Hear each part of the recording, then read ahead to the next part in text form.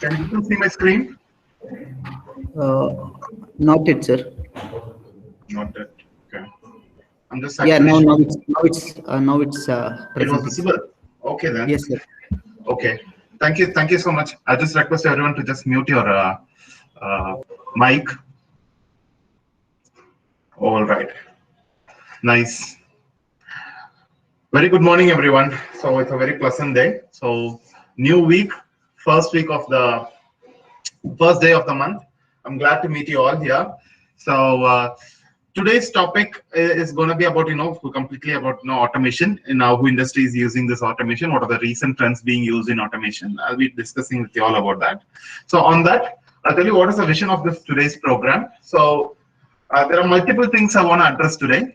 Number one, I want you people to first of all understand the industrial automation. What is industrial revolution, and what are the different types of industrial revolution we have undergone till now. So currently we are moving into industrial revolution 4.0, or in the other ways we call it as IR4. Okay. So if there is industrial revolution 4.0, there has to be industrial revolution 1.0, 2.0, 3.0 also. I'll quickly tell you about how the history of industrial revolution has how revolution has happened. I'm going to tell you about that, and what are the recent trends we people are being using, and what is going to make the future. How artificial intelligence plays a vital role, how IoT plays a vital role, what are different types of IoT you have, and how National Instrument is using these technologies in their industrial automation. I'm going to talk to you all about that. And what is going to make the future? That's very, very important, because you should have a vision towards future, where you should understand what is going to make scope. Only then you can bring some engineers, quality engineers, who can serve the future, right? So you should understand what is needed, what has to be trained for every individual engineers, so that they can work on that, so that they can make the future, right? So, and I will also tell you what are the supports what National Instrument provides you when it comes to facing the future. When I talk about that, I'll be talking you all about what type of certification they provide, what kind of benefits they provide, what kind of what is their expectation towards the future, what kind of engineers they are looking out for. I'll be talking much about the career formation also. All right.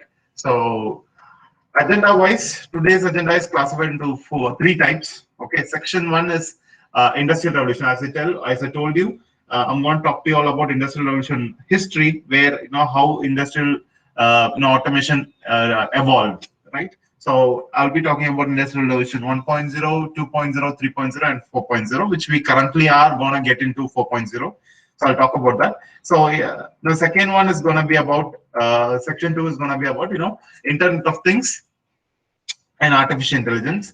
And section three is going to be about National Instrument in industries, how National Instrument are using their technology, how National Instrument technology is used by other companies. I'm going to talk to you all about that. In section two, I'm planning to give you some demonstration session, where I want to show you people like how Internet of Things is being used, what lab use, how it is being dominant in industries. I'm going to quickly tell you about that. Right. So if you people are aware, completely aware of what is going to be today's agenda, I'll just quickly jump into the topics. So section one, just a minute, I'll hide this. Right. So section is going to be about Industrial Revolution 4.0. When I talk about Industrial Revolution 4.0, there is a very important factor that comes into picture is smart factory. I don't know how many of you have heard about smart factory. So design of smart factory, or like ultimate goal of Industrial Revolution 4.0 is designing smart factories, right? So what is a smart factory? How it is going to be designed? What are the criteria needed to consider to be a smart factory? Everything will be discussing in this session. So quickly taking you people to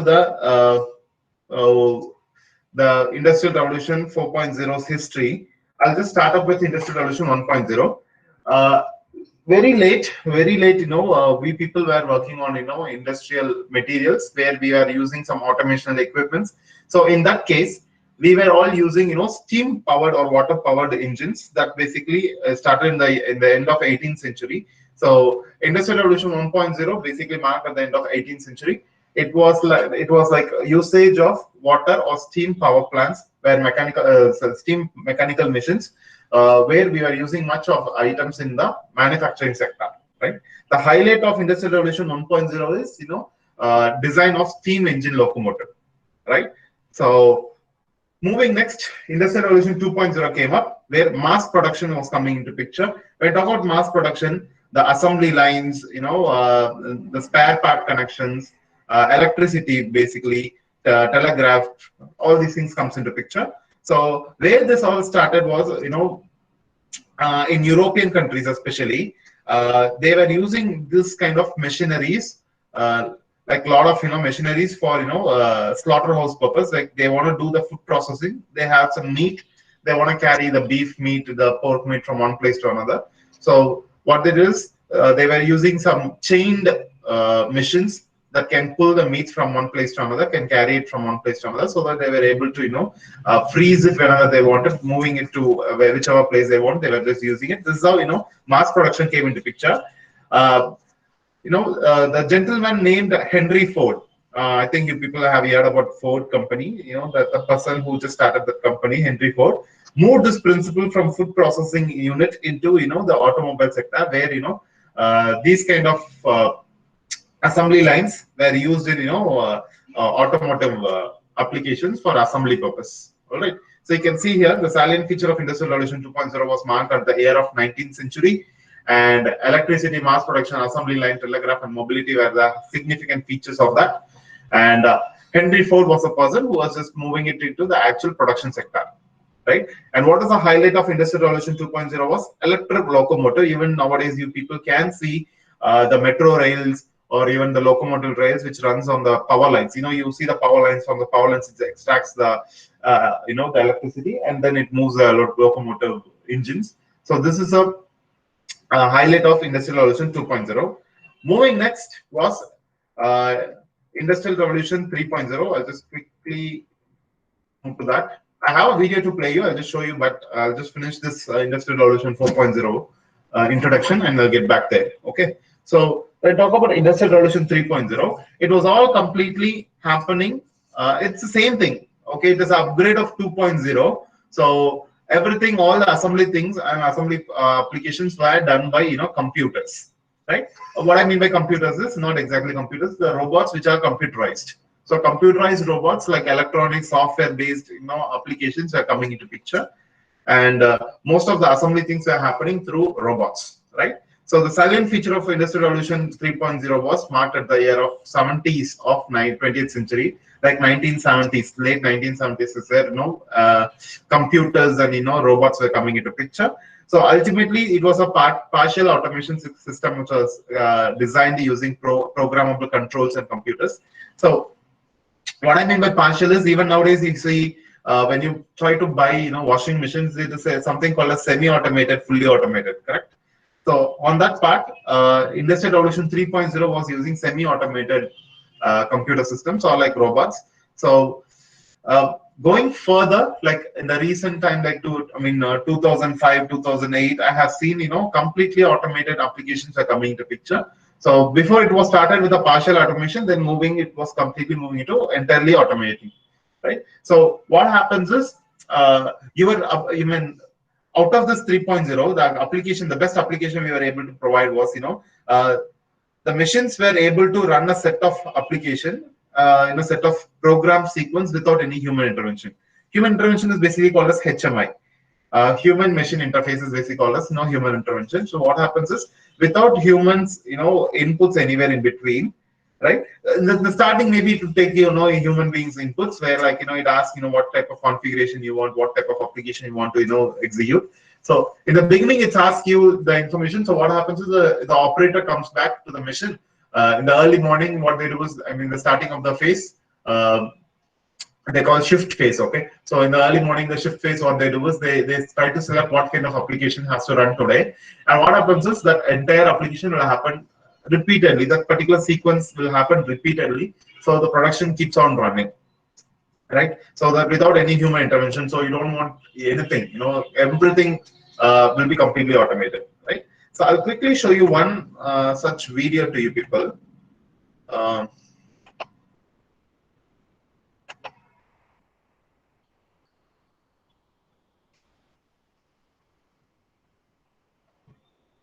Yeah.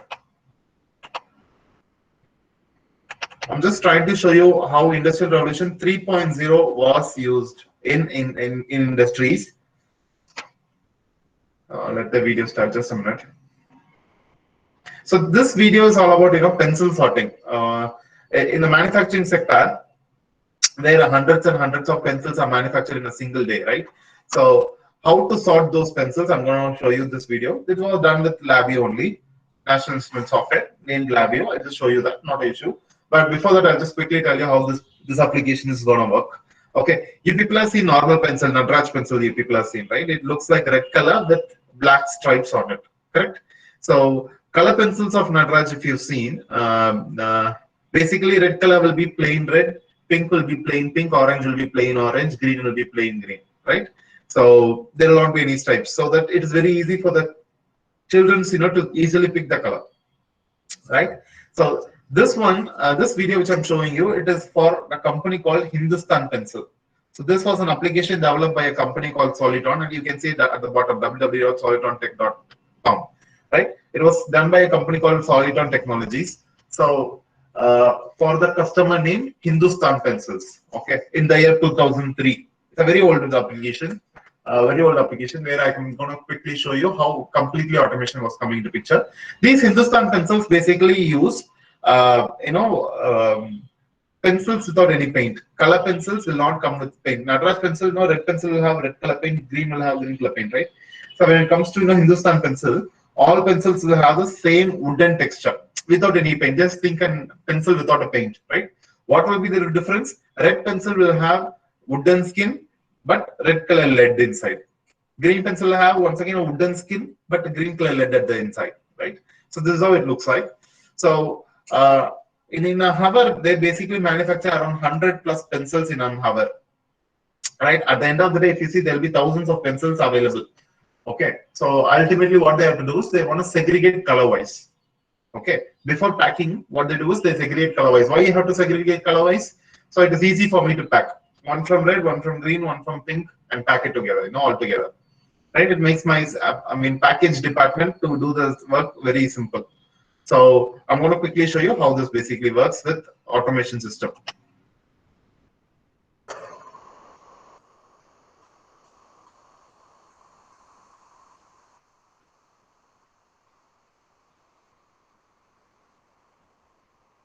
All different types of pencils with all same color.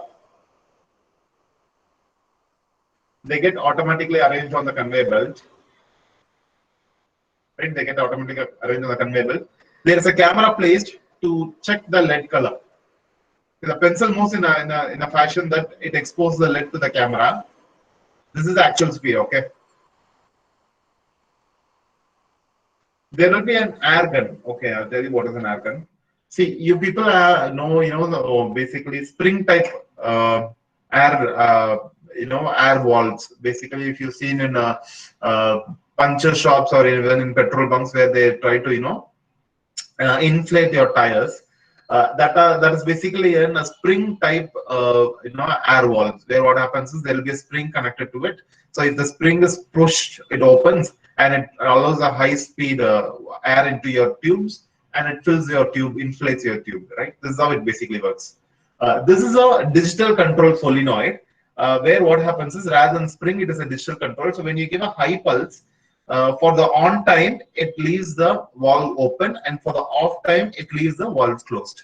So whenever a high pulse comes, it opens the valve, pushes some air outside, and when the low pulse comes, it switches off, right? So what happens now is the camera has collected the information in such a way that first is a red pencil, second is a green pencil, third is a pink pencil, fourth is another red pencil. As such, it has collected all the information. So now what happens is this air gun is enabled in such a way, whenever a red pencil comes, this will give a high pulse and shoots the red color pencil and pushes out of the conveyor, right? So you can see whenever a red pencil comes, it shoots the red pencil with the air and pushes it outside the conveyor.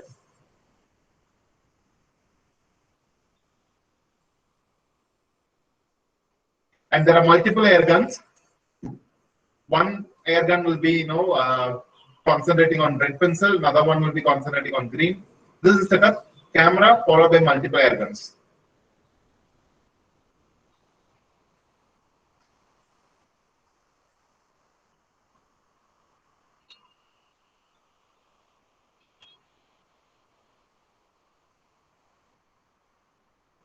At the end of the day, all green pencils,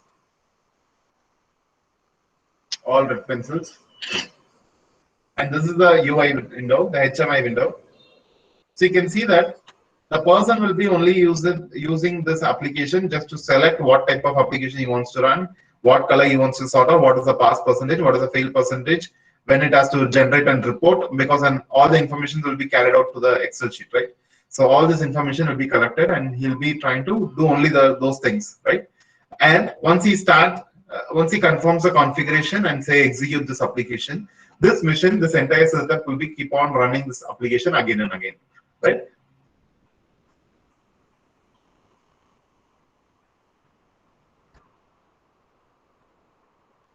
You can say how many pencils are sorted out, how many pencils passed, how many pencils failed.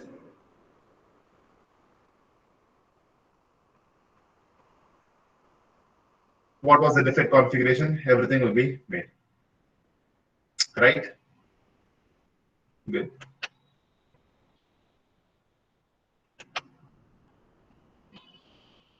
Right? This is what I was trying to say. The highlight of Industrial Revolution 3.0 was design of some of the robots that can perform program sequence without human intervention, which I showed you right now.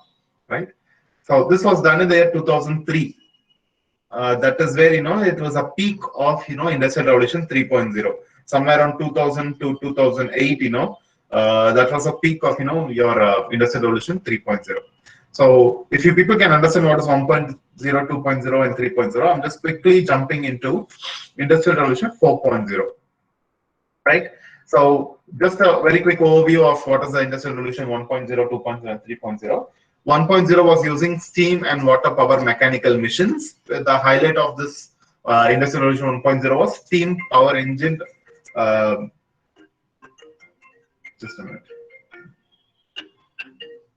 Okay, so steam powered, mechanical machines, and the highlight of this 1.0 was locomotive.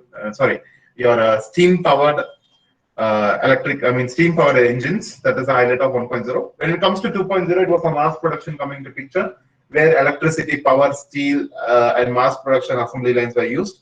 A highlight of 2.0 was your electric powered locomotives, and 3.0 was using electronic softwares and automation, where there were some programmed robots that were carrying out all your production applications. And if you notice one thing here overall, 2.0 is an upgrade of 1.0.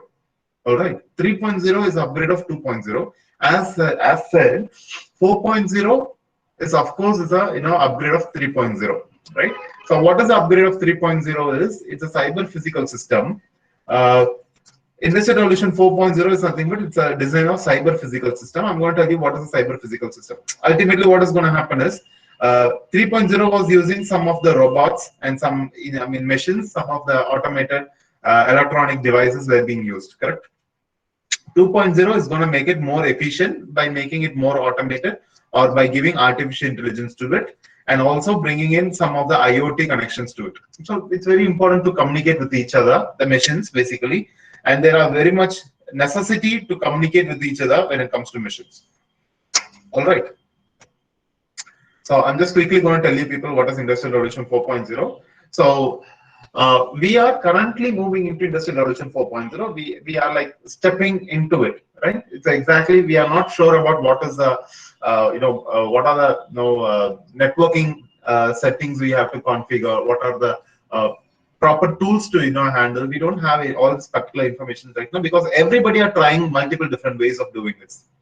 Right? That's why if you see in the recent time, there are a lot of research work happening, even in industry, not only in academies, even in industry, a lot of research works are happening. A lot of funds have been transferred to these kind of, research works.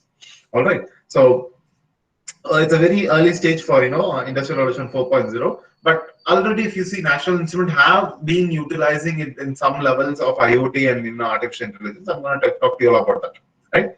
So already we know in 3.0 the production systems are actually employed with computers, and now we are going to expand that by using network connection. That is all we are going to do. So already whatever we have in the 3.0, we are going to expand it using networking, right? So if you see the third point where I have just bold highlighted boldly, This application of 4.0 enables devices to communicate and share the information about themselves to the other devices. This is very, very important. That is what is called as IoT. Right? So through network, it shares some informations and it tries to communicate with each other. Right? This is the next step in the production automation, which is called as Industrial Revolution 4.0. Right? So this application, these kind of applications are characterized by information and communication, and this is basically called a cyber physical system.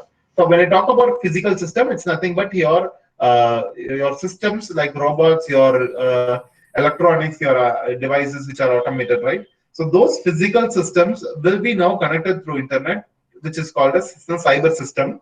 So basically making your entire system as cyber physical system, which means that your all complete machineries will be communicating through network called as cyber physical system.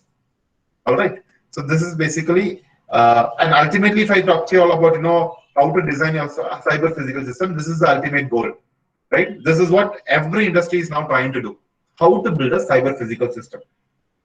Right. So to build a cyber physical system, you need three things. Number one is flexible automation and robotics, which we are not going to consolidate much because already 3.0 at the end of Industrial Revolution 3.0, we have got all powerful robotics and powerful machineries we have already obtained.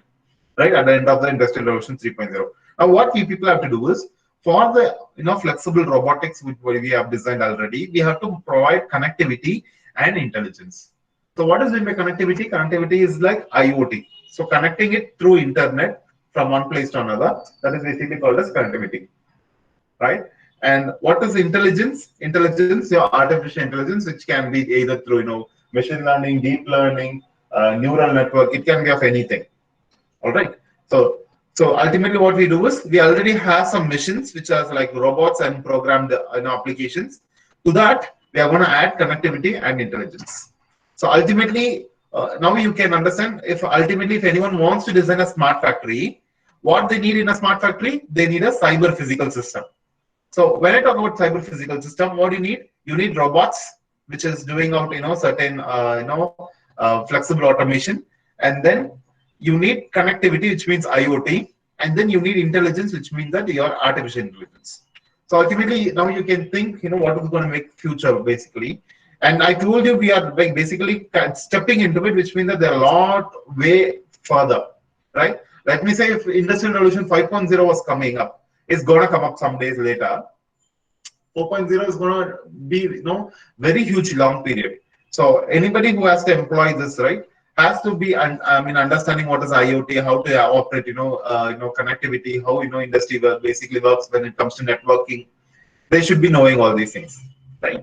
And even intelligence also, right? So if you can ask me, what is the necessity to communicate with machines to communicate each other?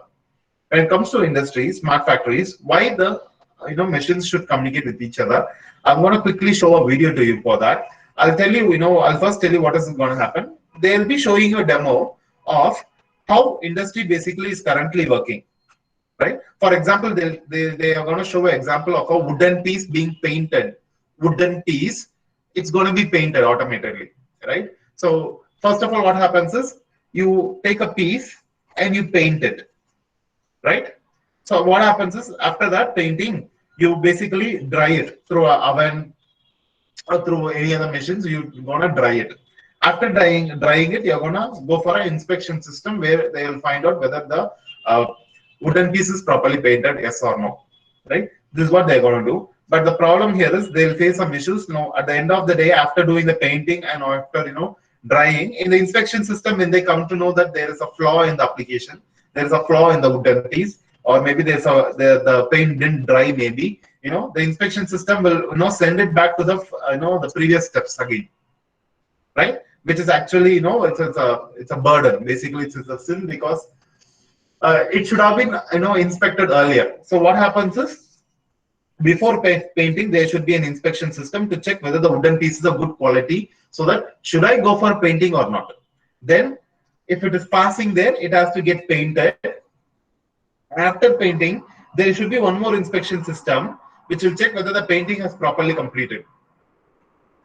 If the painting is properly completed, then it goes for the drying system, the microwave oven system, where it tries to dry the paint, and then once again goes for a inspection system so that you will understand whether the properly the paint is right. So ultimately, if you see every process in between, there has to be inspection system if the machine don't communicate properly.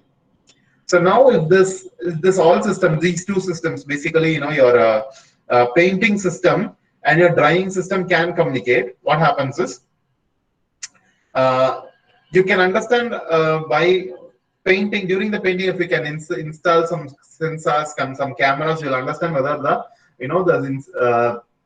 wood is a good quality piece or not. Then depending upon what paint you use, what material you use, how much pressure you give on painting, how much thickness of painting you're applying, all this information, if it was carried out to the second machine of dryer will sample to sample, it will understand how much how much temperature it has to maintain, how much time it has to dry it. All this information will come from. Maybe sometimes it may not over dry the wood because it's a wood piece, right? You can't over dry it, right? So this demonstration is what they're going to show you now. I'll just quickly play this video to you.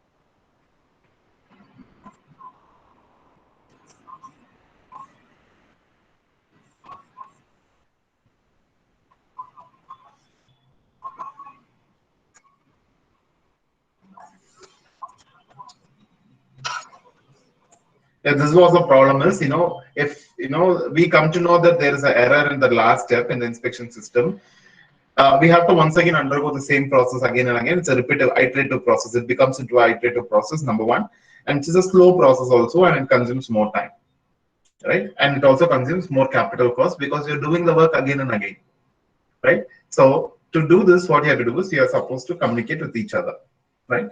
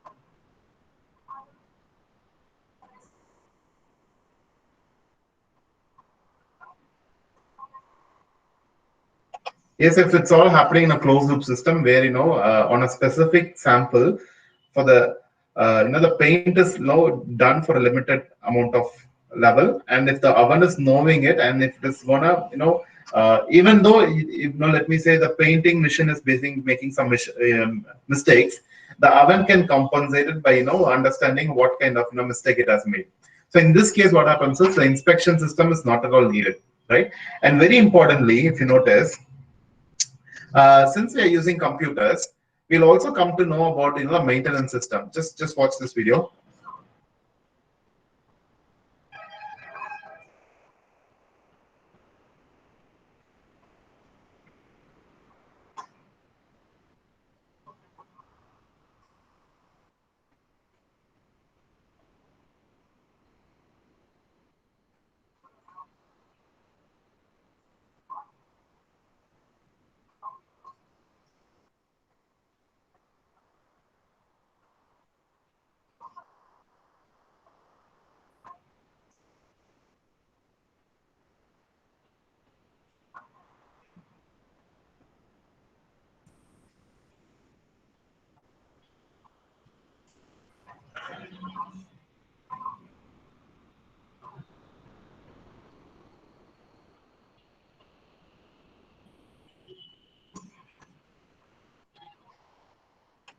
So you can see that even before the machine breaks down sometimes, because these are assembly lines and there's a sequential applications happening. First one process, second process, third process is happening.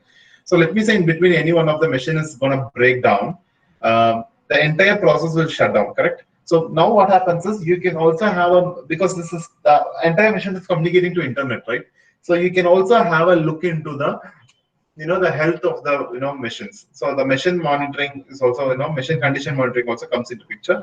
So you don't want to shut down even before you know that it is going to break down.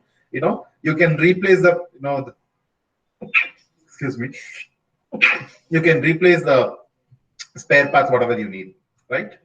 So this is why your application should be made into IoT. Excuse me. All right. So I move on to the slide now.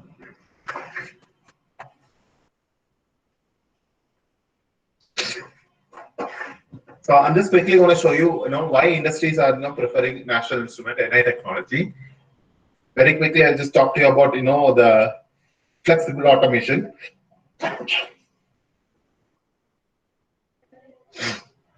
Okay. So I'm going to quickly show you, what is Labio and what is the reason why most of the industries are using National Instruments. All right. It's a powerful graphical platform. The name of the software is called as Labio. So it gives a wide variety of applications that can be designed. So making it a very versatile tool that most of the industries can use this. Not only a specific industry, it can be used in most of the industry. Just watch, I'll just show you. See, you can see here, LabVIEW stands for Laboratory Virtual Instrumentation Engineering Workbench. All right.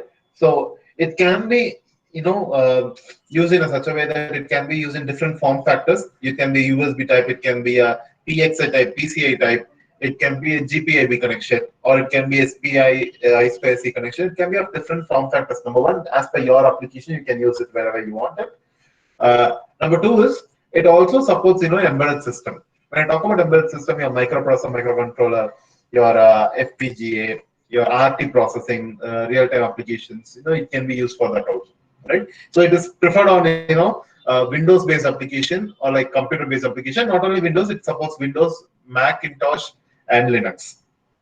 And apart from that, it can be also used for IoT application. It can be used for embedded system application and IoT applications also. Right at the bottom, we can see that it also supports FPGA applications. Right. So making it very, very versatile that any kind of application you want to design, you have a solution for the same when it comes to LabVIEW. Right. So that is the reason you can see here a lot of companies use NI technology. Right. And if you notice here clearly, most of the companies which I'm just showing you, and this is not the only companies they're using, there are much more companies also. I'm just trying to show you whichever I have, felt it is going to be very famous and very reputed companies. I'm just made a note here. And if you see here, all these companies are mostly into the production sector, right? So most of the production sector applications, manufacturing sectors will be using National Instruments, right? It can be not only for development, sometimes for testing, sometimes for validations. So if you see here at the right top, you can see Honeywell, right? Honeywell, ABB, Yokogawa, Rockwell. So these are all automation, already a parallel automation companies where they do their own production using PLC SCADA. Like how National Instrument is using their own products and their own software called LabVIEW, for all this automation application. These companies use PLC and SCADA for their application, right? But still, these companies use National Instruments to validate their application. So whatever they're doing it in PLC SCADA, they want to validate with LabVIEW. So they use LabVIEW to check whether all the outputs are exactly defined as per the standards, right? And there are multiple companies which you have heard about it. There are different types. Cisco is a networking company. Boeing is an Airbus designing company. NASA is also a space shuttle designing company. Agilent Technologies are like a lab components designing company. Ford, Ferrari, Honda, Nissan. These are all automotive companies. Philips, Fuji Electric. All these people are like electric and electronics oriented companies. There are a number of companies that are using NI technology, right? Not only for production, but is also for testing, as I told you, right? For testing and validating for these kind of applications, right? What is the reason? There should be a reason why these people are using NI technology. The ultimate reason what they are using is, I'll just quickly show a demo to you, a comparison demo. So now let me see if I'm just showing you a C program. This program is doing addition of two numbers, right? So when I talk about addition of two numbers, you can see that it basically starts hash include str.h. It keeps on going on there, and you can see at the 3 lines before the output, last line, you can see C equal to A plus B. This is the actual application where you want to add two numbers and write it onto a different variable, right? So at the bottom, can you see this is the output screen? Output screen is nothing but it's in industry we call it as UI screen. So it's more similar to your ATM machine where you try to interface the machine through a screen which is called as a UI screen, where you try to give the inputs and it shows the output. That's basically called UI screen, right? Now I'm showing the same addition of two numbers using a Java, and you can see last before line it says int sum equal to A plus B. So it is also addition of two numbers only. But what is the difference between C and Java? It's basically the way you configure it is different. Way you set up the application is different. One additional thing is the number of lines used in C is more compared to Java. So you can ask me, it's like hardly 4-5 lines lesser than that. What is the big deal? No, there is a big deal. I'll tell you what is the problem. These are all sequential execution application. what I mean by sequential execution is line by line of execution happens here, right? So the more the bigger applications you design, amount of response from the machine is more. The response, it will be slower, I mean, right? So if you are having thousands of lines, the response is going to be higher. If you have 500 lines of code, the response is going to be quicker than the 1,000 lines, right? So this is just addition of two numbers. Just think a very huge application, for example, like a Book My Show, Takkal ticket booking, these kind of online applications. Just think a lot of things involved. You have payment, there are different types of payment. You have to select what type of movie you want and which language. Nowadays, movies are releasing in multiple languages, and what screen you want to view and what day, what show. All these things you select, and you have to allow to select only a specific number of seats. And if you're not paying it, it has to cancel, and it has to allow others to pay. I mean, book it. And once again, payment wise, there are different types of payment. Now we have credit card, debit card. Wallet payment we have. There are different types, and the OTP has to be coming back to your phone. All these things we have, right? So think about the amount of code, lines of code you'll be using. It itself is a big data. Huge amount of data will be there, right? So you have to execute all these applications whenever you wanted to load this application, right? So that is the reason Java was like mostly preferred in industries. If you see few years before, not now basically, even Java is not being much preferred in industry, but if you see few years like 10, 15 years before, like 2003, 2005, those years, Java was having more scope compared to C, right? The reason why Java was having more scope is many people started using Java. The reason is they wanted this efficiency. And one more thing, when it comes to developer side, lesser the program, less maintenance, less debugging required, less number of validation required, number of engineers employed is also lesser. The number of teams also, the smaller teams can be utilized for the same application compared to a C. So that is the reason Java was highly before, and then .NET and other things are coming into picture. Java and .NET was very famous. And now if I just quickly show you the same application with LabVIEW, if you can see that it is also doing the same application of addition of two numbers. This is LabVIEW application. Okay. So if you see here, the top window is called as front panel window, and the bottom window is called as block diagram window. Front panel window is more similar to your output screen. It's a UI screen. You know what a UI is, right? Where you give the input and the output will come from here. So input output screen. This is not the actual program. So this is equivalent to the black color screen here, the output screen. Whereas at the bottom you can see a block diagram, right? This is equivalent to this programming screen, the blue color screen of C program. It's equivalent to that. If you notice here, it doesn't take other syntaxes. It concentrates only on addition of two numbers. You have this is a variable, this is a variable. You add it and write it to a variable. If you know C equal to A plus B, right? So you have a variable. You add two variables and put it onto that variable. LabVIEW works only on this part, even here, int sum equal to A plus B. Now it works only on this, making sure all these things, your syntaxes are running at the back end. You don't have to program it; it will just compile it automatically. So when you drag and drop a addition function, it compile it automatically. All right. So that making it more easier for the applications to be designed, and it is a very rapidly prototyping. There's something called rapid prototyping where very quickly you can just design it and just test it, validate it, and if you want you can use it or you can just leave it.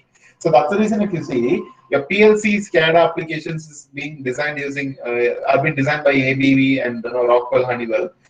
They use this for validating because it's very quick in designing it. See, just think, if validation is also going to take equal amount of time of developing, it is no point in doing this because ultimately your time you have to consume, the time you consume has to be very less when it comes to industry, because the more product you launch at a very quick time, the more benefit you get, right? The more benefit you get. So that's the reason it has to be a rapid prototyping, right? So I'm just trying to show you people what are the different types of applications LabVIEW is being used in industry. Before I was showing you what different types of industries they are using. Now I'm just breaking it down. In industry, what are the different domains LabVIEW is being utilized, right? If I just quickly summarize it, most of the applications are mostly related to the data acquisition, control systems, hardware interface, signal processing, image processing, robotics, FPGA based application, RTOS. RTOS stands for real-time operating system. That is basically embedded system only, right? And then once again, biosignal processing, deep learning, machine learning, artificial intelligence, neural networks, and then coming back to electrical applications, it is being used in, phasor measurement, PMU, phasor measurement units for smart grid system design, and then, power converter design, validating electrical vehicle, battery management system. Battery management system is very important application. I'll tell you why. In the upcoming session, I'll be talking about IoT also. There, I'll be telling you about why battery management system is a vital, very very important application. I'll be telling you there are a lot of research work that are happening right now. Maybe people don't take it more serious, battery management system, but it is a very important application. I'll tell you about that. Then IoT design, smart factory design, then communication protocols. That's very very important. If you see automotive communications like CAN, FlexRay, LIN, and then even for avionics application like R-Ring application or military standard 1553 application, it is being used for all, right? And 5G's application, incognito radio network, database connectivity. You can generate SQL data, you can edit the SQL data, maintain some reports, machine condition monitoring, then NVH testings, noise, vibration, harshness testing. All these applications you can use it, right? So if you see, there is a hardware called USRP from National Instruments. They are using it for 5G application testing, right? So massive MIMO, millimeter wave, all these things are being designed and it is tested using LabVIEW, right? So the variety of applications we have, so making it more versatile. What I mean by versatile is anybody can use it for anything, right? It need not be only computer science application people has to use it. Now let me say a person who want to do a NVH testing, a mechanical student or mechanical research worker has to do this NVH testing now. He's not good in programming. As I showed you last in a slide, you can see it just drag and drop applications and connect them all together. That is what it is going to be. I'll show a demo if you people wanted to show you. So it's a very quick, rapid prototyping. You don't want to memorize your, programming sequence, line codes, and other things, the syntax and other things. Making it, even the mechanical people and civil people, user friendly also, right? So as I said, right, most of the people don't, concentrate on these three. I have just marked it. If you see 8, 9, 10. 19 and 20. In industry, it is being used a lot. Smart grid system design, electrical vehicle. Electrical vehicle is now hot research. Most of the companies now started coming out in electrical vehicle. So that company and battery management system is one of the important applications, as I told you. Machine condition monitoring. Yes, once IoT was coming into picture, the machine monitoring should be included in internally. The reason is you don't want any system to break down. Before breakdown, you want it to be analyzed and it has to be repaired before. So machine monitoring system NVH has to be included automatically, right? So I'll just leave this session for queries if you have any. If people have any queries, I'll just quickly come here. You can just unmute and talk to me, or you can just write it here at the chat window. Any queries, anybody? Because I'm moving to section 2 where I'll be talking to you all about IoT design, and I'm going to talk to you all about machine learning, deep learning application. Just tell me if you have any queries related to industrial automation 1.0, 2.0, 3.0, 4.0, any queries related to that, or maybe understanding how LabVIEW is being used in industry right now. Any queries related to that? Before moving to section 2.0, I just want to ask you people whether you have any queries.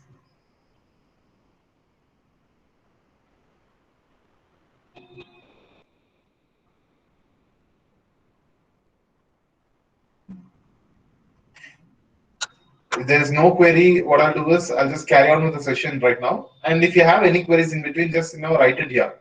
I'll come back and check it, or you can just unmute and ask me the queries if you have anything. All right. So what I'll do is I'll just quickly move to the section 2. Section 2, I'm just going to quickly tell you about IoT and machine learning. That is what my plan is.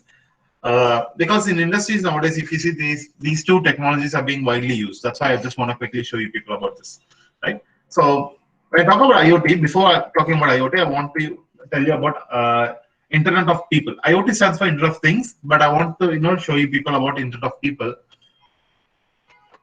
if you see in the year of early 1990s, 1992, 1993, that is where internet was coming into picture very widely. So I mean, common people started using these internet applications like sending videos, sending mails, sending messages, sending scan copies, sending music, voice records.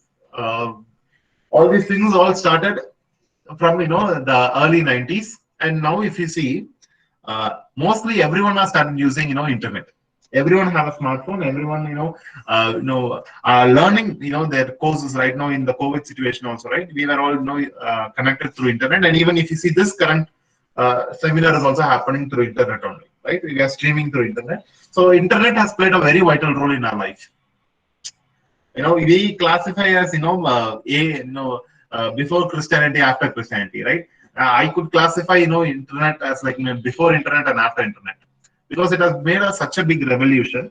Like everything is happening through internet nowadays, and just imagine our life has like totally changed because of internet, correct? So as similar to that, IoT is going to be the most similar thing, where the objects are going to communicate with each other.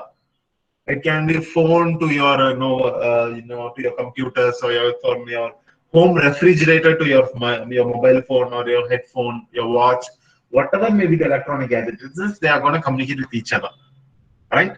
So how to do this?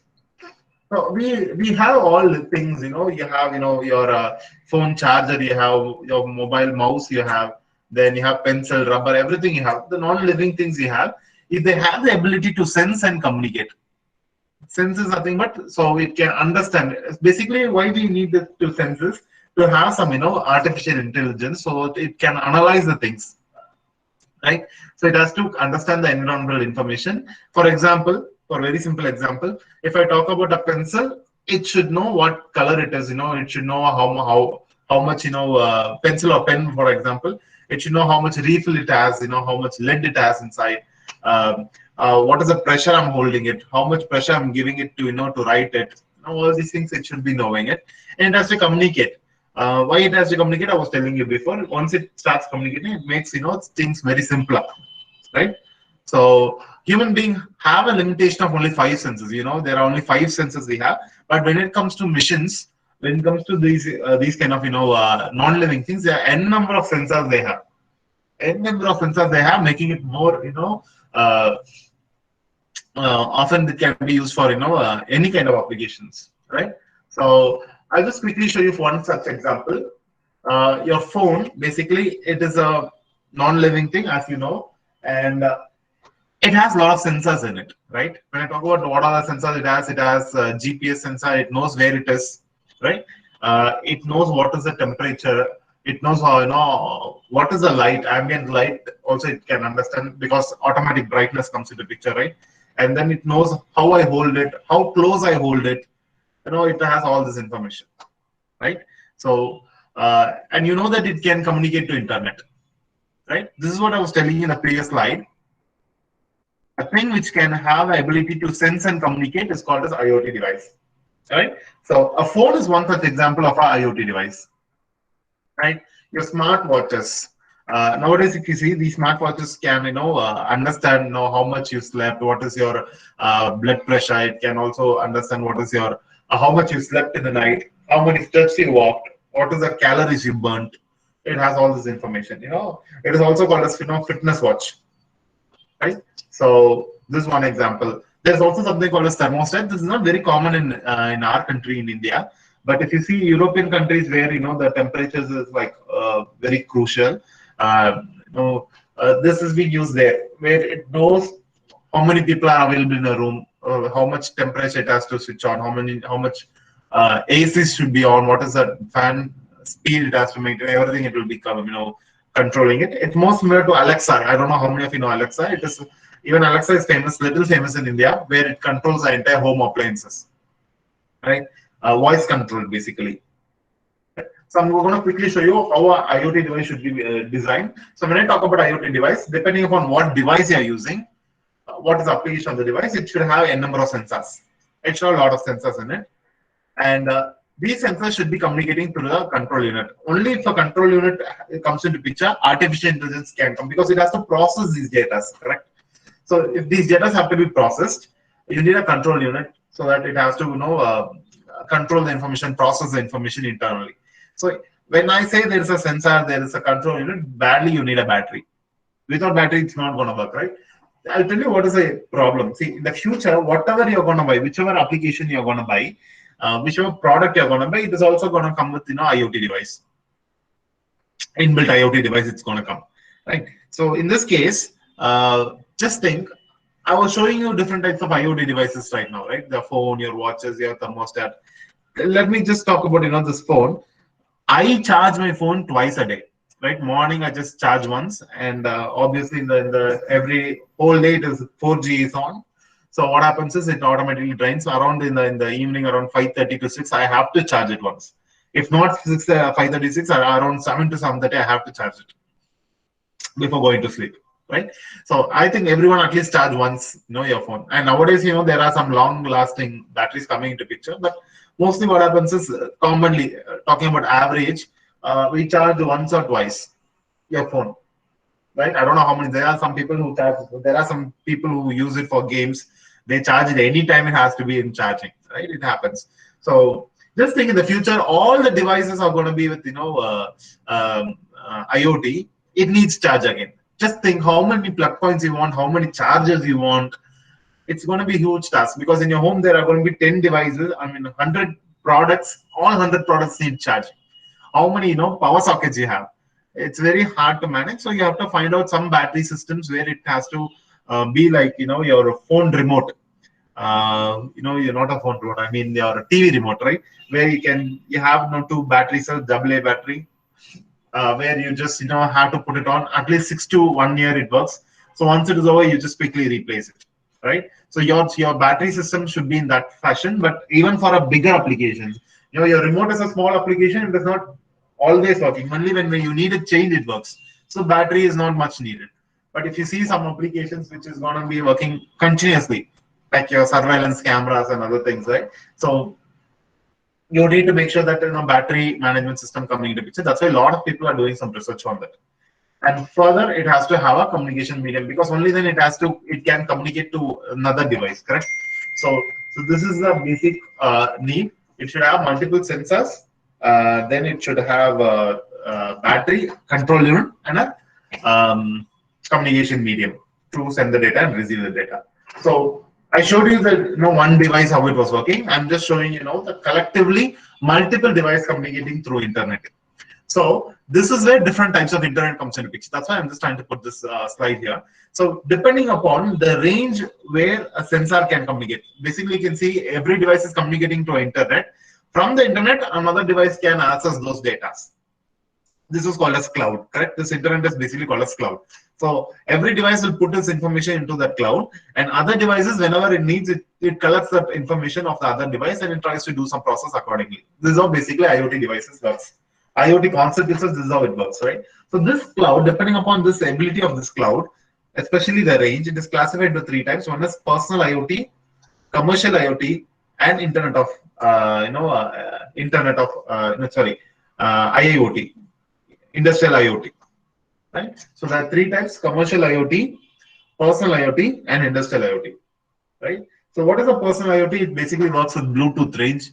Not even Zigbee. Sometimes even Zigbee is also used, but mostly Bluetooth range, where your personal devices can communicate. Your phone to your headphones, your watches to your phone, your headphone to your watch.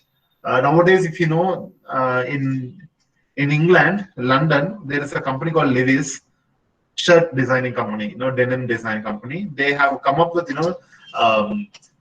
IoT jackets. So these jackets can communicate with your phone. So they understand that how much charge is needed, whether the phone is inside the jacket or not, if anyone is trying to steal it. So it also says what direction it has to move. It has a speaker inbuilt, small speaker also it has.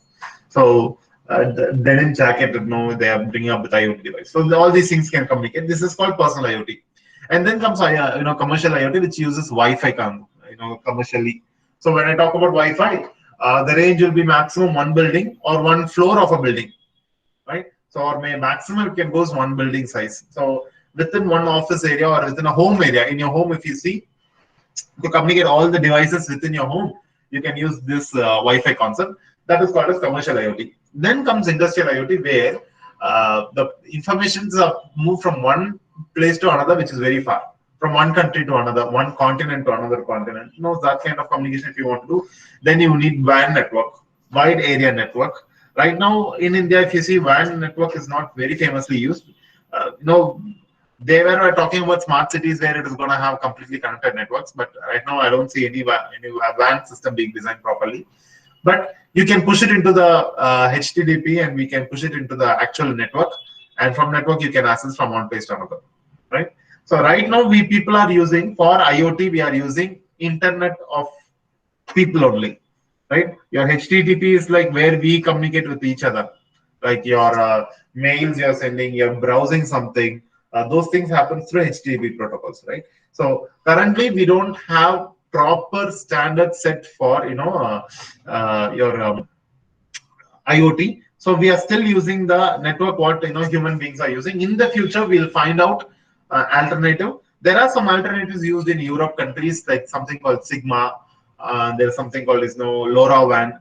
These applications basically use IPv6. We people use IPv4 for our communication purpose. In the future, you'll also see IPv6 coming into picture. So when I talk about IPv6, the amount of ID, the physical address, IP address generation will be huge, so that many devices can communicate. Now there is a limitation that 255.x.x.x. That's the maximum number of people can communicate. But the future, you will see that there are much more devices needed to communicate. Especially when I talk about one small city. In city, all the devices in the city should communicate. Then you need more number of IP addresses, which IPv4 can't satisfy. We need to go for IPv6. Right now, if you see, for small applications, what we people are doing in our research work or even in industry, we are using IPv4 only. But in the future, you will see that we start using IPv4 for configuring your IoT devices, right? So that's why I was classifying into two types: in terms of people and in terms of things, right? Fine. And coming back to artificial intelligence, I can show a quick video to you people about artificial intelligence, how it can be used. Basically, it's nothing but you should train your system so that it can know. Nowadays, what happens is you write a program, and that particular program operates again and again. So anything uncertain comes into picture, it is unable to respond to those kind of application. Now you will train in such a way, what are the possible errors might come up, what are the possible unexpected things might come up. You have to program your system to operate for that information also, right? So what you do is you just train the application. For example, classification wise, I'll just show a video better. I'll just quickly show you a video. Sir, Sunil sir. Yes.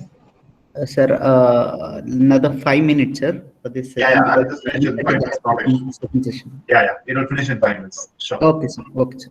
Yeah. Okay. So I'll just show this video. Just watch. This is a classification where it is using LabVIEW only to detect a fruit.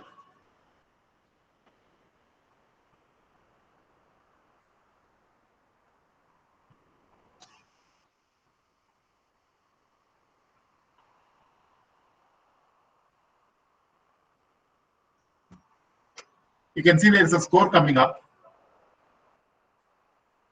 We have already trained it in such a way that this is how a banana looks like, this is how an apple looks like, this is how an orange looks like. It is trying to classify accordingly. This is basically based on deep learning algorithm.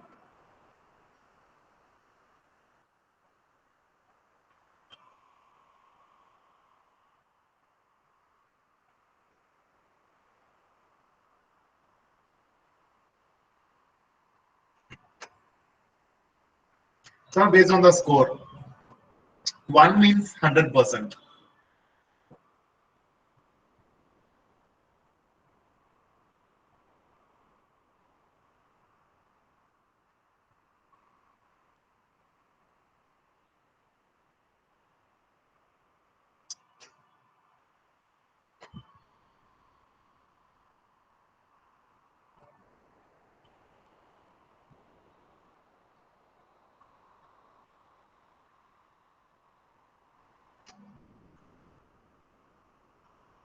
Yeah, you can see that based on the training, it gives a result. Now, what are the things you usually classify as color, shape, size?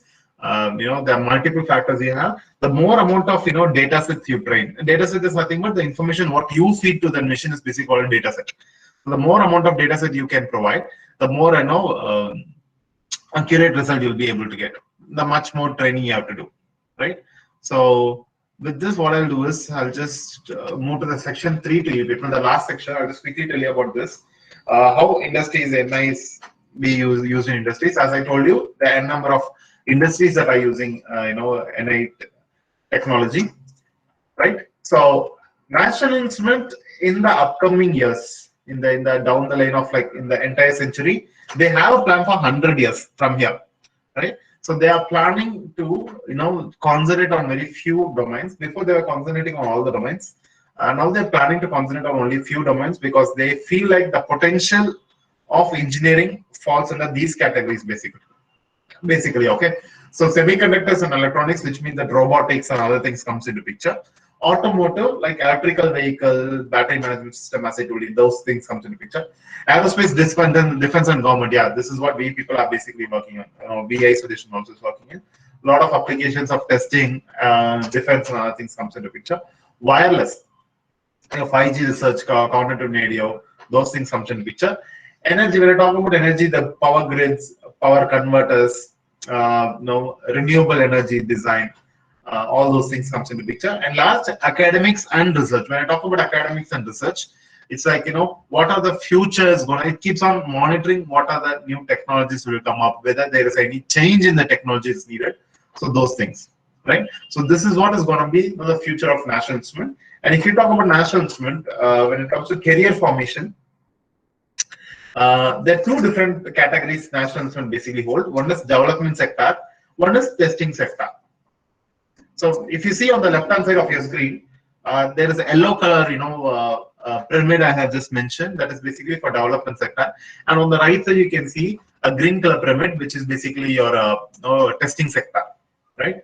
So for the testing sector, the basic level of certification what National Instrument gives is CTD, Certified Test and Developer. And the higher end of that is going to be, Certified Test and Architect, CTA.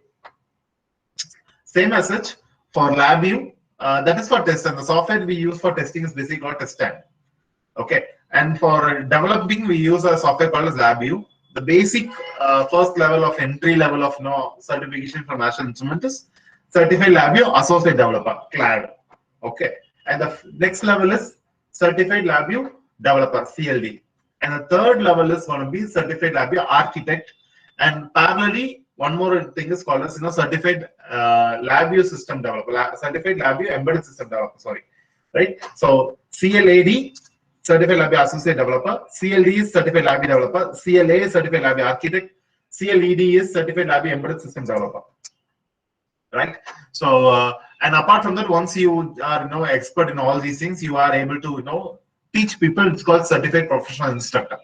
That is like secondary. It is not technically oriented. It's basically the skill of your your presentation skills and other things comes into picture, right? So this is the actual category, right? So for your students and for you people, I would suggest you people to look out for CLAD, CLAD, because the entry level, it is very simple application where you have 40 choose the correct answer, multiple choice question, in which you are supposed to answer at least 28 correct answer. And there is no negative markings. 70%, which is 28 out of 40, is a passing mark. And you have 2 years validity. Your name will get included into NI's website, so that anybody, any NI customer can see your name. They can find out that this person is an eligible CLAD certified person. It's a international recognition you get for everyone. A lot of opportunities. You can go to internet. There are some websites like Times Job, Naukri.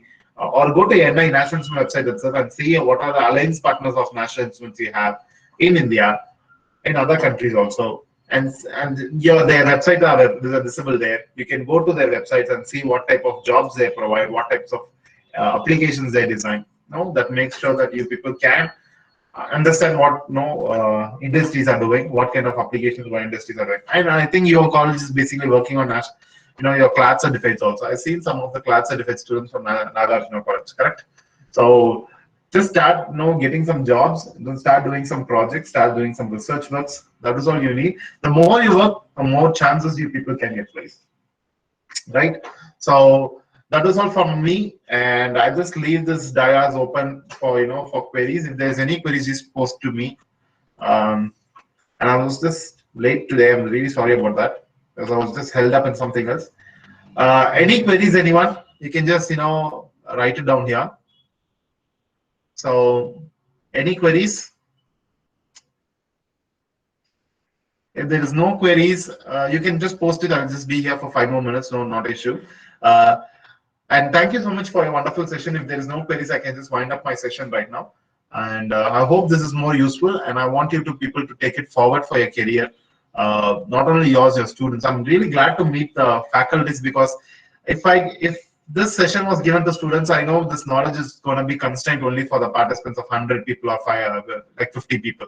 But when I can address some faculties, I know each faculties will, address some 100 students. So it's really nice that this is going to be, taken to your students also. I'll be happy if it's going to be done, right? Take this knowledge to your students also. Ask them to start working on this, do some projects on this. There are a lot of opportunities, trust me. So don't worry about the opportunities, there are a lot. And I was telling you the 4.0 is a starting stage of, so you can't find like 5 years experience, 6 years experience candidate is not at all available in industry. So let me talk about IoT. First of all, no one knows what is the proper standard of IoT. Many people are using different standards. Many people are using different platforms to design IoT design. So all your students need to do is do some projects on IoT applications, do some hardware embedded system designs on IoT. And ultimately, we have to look out for 1 year or 2 year maximum. That is what we can look out for. And when it comes to industry placements. So your students, if they are freshers with a knowledge of 1 year, it's equal to 1 year experience, correct? So they have a lot of opportunities because this is the right time for them. They don't have much competition in the market because nobody is used to these kind of new technologies. We are also studying it, like your students, like you people. We are also doing some lot of research work, which is the best method, which is the best architectures to use. So it's very common between new technology arises, right? So all the very best, everyone. If you have any queries, you can post it. If not, I can just leave the dais. Hello, Thank you so much. sir. Which is the best protocol for an IoT application if I'm using with wireless sensor network? Sorry, come again. IoT protocols for any Yeah. application of WSN. For example, I am just measuring the temperature or pressure. Okay, it's a remote Okay. area. Okay, which Okay. would be the best? Apart because I have gone through LoRa and the other probably Zigbee or something. Which could Okay. be the best one? See, from National Instrument, there was a product called as WSN. Okay. What is the range? What is the range of communication you want? 20 kilometers. 20 kilometers. Then what you have to do is it's nearly equivalent to one city to another city, correct? Yes, So in this yes. case, if you are looking out for some free solution, because it's very important now, it's a hot research. Many people are charging a lot of now money for this platform. If you are looking for free application, what I would suggest is go for Google. There is a platform called Firebase, okay, Okay, which uses HTTP protocol. So okay, you can use if you are using LabVIEW, you can use your NIA devices or like Arduino, whatever maybe you want. You can use it, and you can use HTTP protocol to send the data into the cloud and receive it back from the cloud. okay. So That is that can fire. yeah. Fire. I didn't get it, sir. It is. No, it is a free Can you version. repeat, sir? It's a Firebase, Fire, Fire, BASE Okay, base. Okay. So Google is okay, giving this platform for free. This is a real-time okay. database. Okay, real-time database Yes. cloud, where you can push the data into the cloud and parallelly you can read it from the cloud. So it can stream the data also. It can also store the data for no indefinite time because it is using the Gmail's 15 GB. Yes. So when you go Okay. into Oh, the when you go into the Firebase, it will ask you to log in with the Google account, right? Your Gmail account. So what happens is that 15 GB you have for the Gmail, right? It uses yes. that and it tries to log the data there. So to the limit of 15 GB, you can store how much ever information you want. Beyond that, Okay. it asks Sir, you to clear the data. That is what it does. sir, if it is in terms of forest, example, so you don't have a range of internet or something, which Uh, could be the best one if you are using IoT there? Okay, in those cases, what you have to do is you have to use at least, without internet, you need a WSN for this. Yes. With this WSN, you also need a WAN, wide area network. So huge area network you need. in which it can communicate, or you need many boosters in between. See, depending upon the range you have, you need a lot of boosters to to push up the signals to one place to another, right? So that becomes very costlier. Putting boosters for 20 kilometers, right? It's a huge distance. So you should use only WAN. So multiple WANs you have to use, and you have to push the data from one WAN to another through through a booster. I would suggest internet is best because no, sir. If I am talking about like forest, some monitoring inside the forest. Okay. So in that case, even apart from GSM or GPS, even that fails there inside. I am not able to connect because our signal will not work inside. So in this case example, I'm just using an IoT for monitoring some animal or something. Okay, tracking or something. So in that case, what could be the best connectivity I can use? Okay, Can I go with LoRa? We can go with the LoRa? LoRa in India, if you see, there's not much support also. Your signals won't be that great also in LoRaWAN. That's a problem. That's the reason, everyone are doing a lot of research on 5G, because if there is any facility available also, we are unable to use it in some of the remote places. So that's why we are using it. I don't think so. If there is a signal problem is there, right? IoT is not going to be anyway efficient at all. Whatever you do. See, let me say there is this Bluetooth. What about the Bluetooth? Bluetooth is a very small range. It can't be used for 20 kilometers range. That's why WAN should come into picture. If there is WAN, right, signal towers of WAN, if there is implemented there, then you should not be having any issues. Because 20 kilometers is a huge area. Because when I talk about Bluetooth also, right, it's hardly like a couple of meters. 10 yeah, meters. Couple of meters. Yeah, that is all you have, and the signal strength also goes low when it goes beyond 6 to 7 meters. Correct. Right, and buildings should not come into in between there. All these constraints you have. In open networks, Bluetooth is going to be good. If there is some buildings around, it's going to be, it's going to lose most of the efficient powers, right? So you have to look out for WAN or some internet connection only. These are two possible ways you can do this for 20 kilometer range. Okay. Yeah. Okay, sir. Thank you. Thank you so much. You're welcome. You're welcome.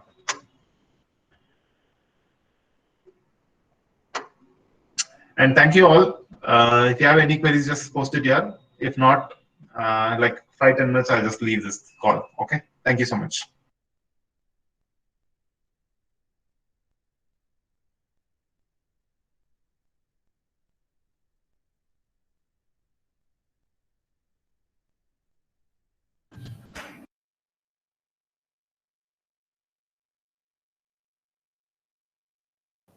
Dear participants, any queries, you can get it clear.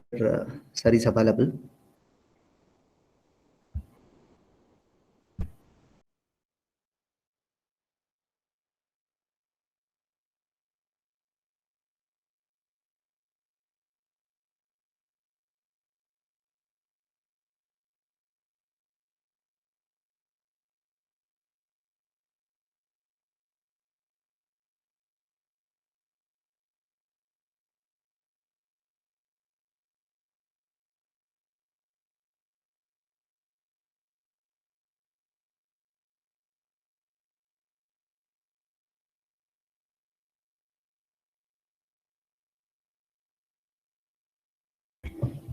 Sir, Sunil sir.